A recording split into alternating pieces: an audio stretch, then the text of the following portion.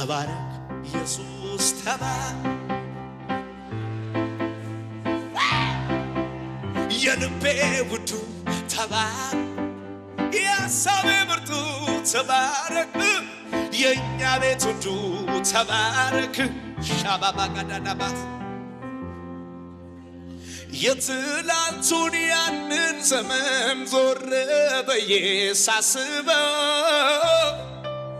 የዛሬን ቀን ስላየልኝ ጸጥ ያረገው ጌታ ነው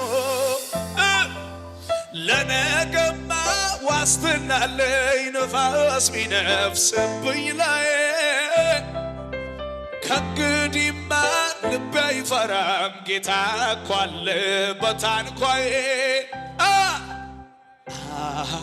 ሲከተለኝ